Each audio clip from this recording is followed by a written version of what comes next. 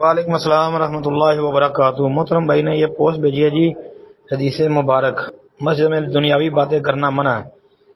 پہلے نمبر پہ لکھا ہے جب کوئی شخص مسجد میں دنیا کی باتیں شروع کرتا تو فرشتے پہلے کہتے ہیں اسکت یا ولی اللہ، اے اللہ کے ولی چپ رہا ہے۔ پھر اگر چپ نہیں ہوتا تو کہتے ہیں اسکت یا بغیض اللہ، اے اللہ کا دشمن چپ رہا ہے۔ اگر پھر بھی باتوں میں لگا رہے تو وہ کہتے ہیں اسکت لعنت اللہ علیک، تجھ پر اللہ کی لعنت چپ رہا ہے جی۔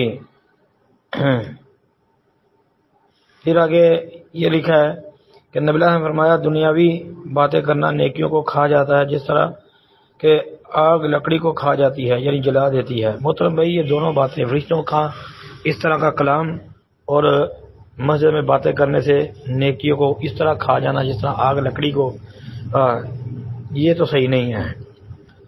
آگے جو مسئلہ لکھا ہے کہ مسجد میں دنیاوی باتوں میں مشغول ہونا خطرناک ہے، جس کے متعلق قاضی حضرت محمد صلی اللہ علیہ وسلم نے پیشن گوئی فرمائی کہ ایک زمانہ ایسا آئے گا کہ دنیاوی باتیں مسجد میں ہونے لگے گی، ان کے ساتھ نہ بیٹھو، اللہ تعالیٰ کو ایسوں کی مسجد میں ضرورت نہیں ہے۔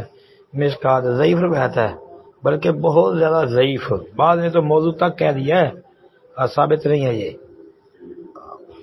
باقی ہم یہ کہہ سکتے ہیں کہ مسجد میں صرف اللہ کا ذکر ہی کرنا چاہیے، نماز، عبادت، اسی طرح جو ہے قرآن کی تلاوت وغیرہ وغیرہ جی۔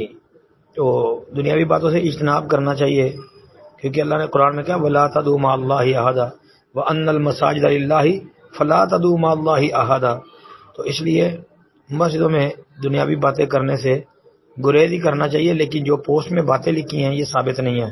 السلام علیکم ورحمۃ اللہ۔